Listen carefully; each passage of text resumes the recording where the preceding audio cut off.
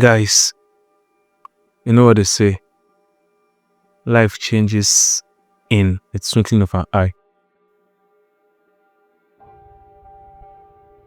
4 weeks ago today, I broke my arm.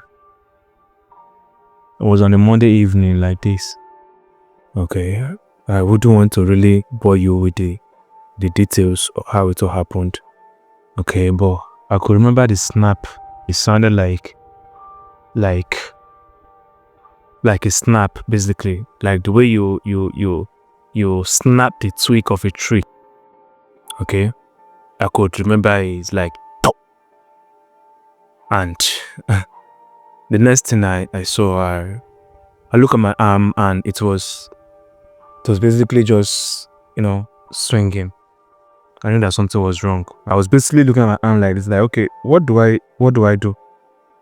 Okay, what do I do? Should I tie this? Will it heal on its own? Those are basically what I was thinking. Eventually, I decided to go to the hospital. Okay, so this is the hand. Yeah, let me see. You can see basically on a cast. Okay, and bro, if you have not broken a bone, trust me, try not to break one. Honestly, I think bone pain should be the worst type of pain. I don't know what the person I'm watching this have gone through, what I've experienced, but I feel like bone pain should be the worst kind of pain. Honestly, basically the worst. The pain is at level 10. Okay, the pain is at a top tier level. All right, so I decided to go to the hospital, and when we got there, it was very funny. It was very funny. Everybody asking, what happened? The nurses, the doctors, what happened? I thought, like, bro, I think I dislocated my hand. Okay, because I was basically holding my hand like this. I was dragging the hand.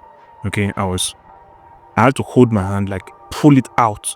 Basically, like I had to use my hand to pull the hand out so it won't go back inside. Okay, so when they asked me, I was like, it should be. I think I dislocated my arm. In a few minutes, a doctor arrived. Okay, and he asked me what happened. Okay, I explained, told him what happened, and he asked me, what did you hear? I don't really know why that sound is very important to them. And the funny thing, I'm also a medical student, but I have not really understood why the sound that is heard is very important to me. He told me, what did you hear? I told him that I heard the sound like it was like a knock, like when somebody punched you. Okay, like when somebody actually punched you, that was basically the sound I heard. Like was like I said before, like you get that kind of sound. Okay, and he looked at me. He said he was coming. So I was there holding the hand, and I don't know, maybe he went to take some notes or write some things or whatever, because he asked about my details, of course. Okay, he asked about my name, age, all those stuffs. Okay, that is basic thing they do in the hospital. So he came back and looked at the arm. It was like, can you remove your hand? I was like, no, doc, I can't. Okay, I can't release it. I was like, okay, hold on. Okay, so he took the hand, held it by himself, and he was like, can you raise the arm?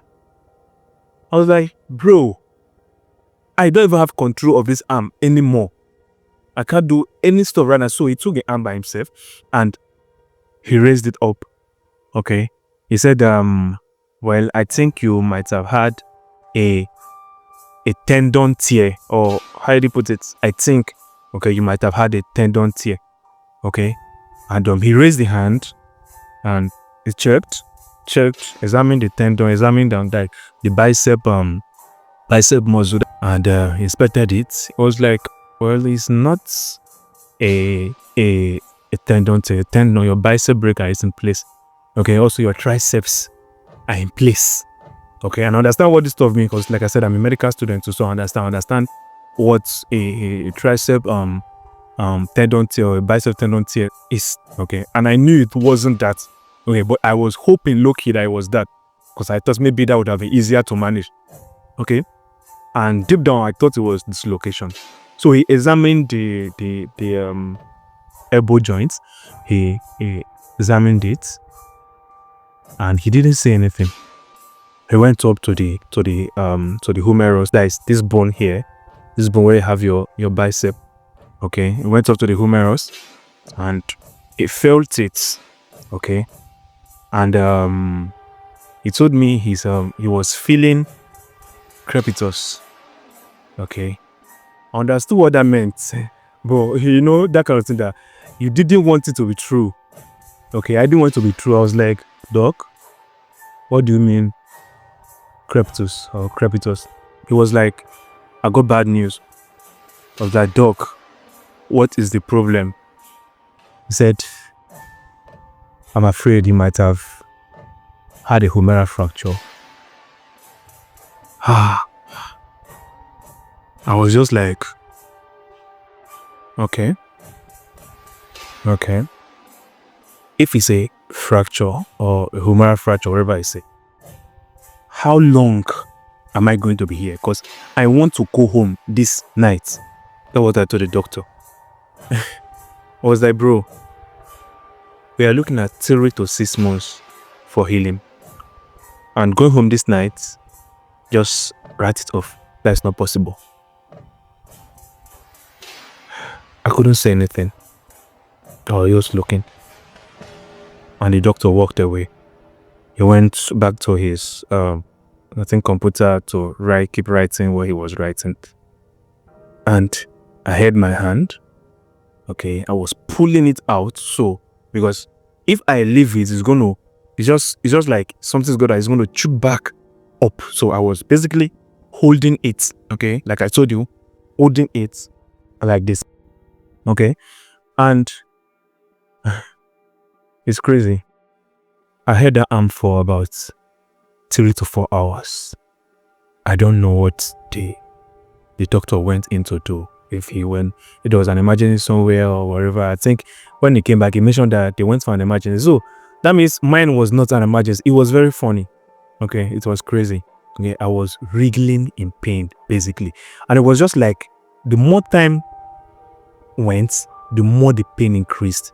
Okay, when I came to the hospital, I was still able to stand. Okay, they placed me on a stretcher. I was lying down on a stretcher, holding a hand before the doctor came. But after the whole disappearance, before you know, a nurse came by. I was like, I want to give you an injection, whatever, blah, blah, blah. They gave me about 3 injections first. Okay, they said they were painkillers. To me, those injections didn't even do anything. It didn't do anything to me. The pain was still at the same point, at the same level. Okay, I held the hand.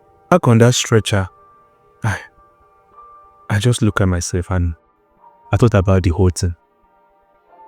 I was like, wait, does it mean that I'm going to be out for 3 to 6 months?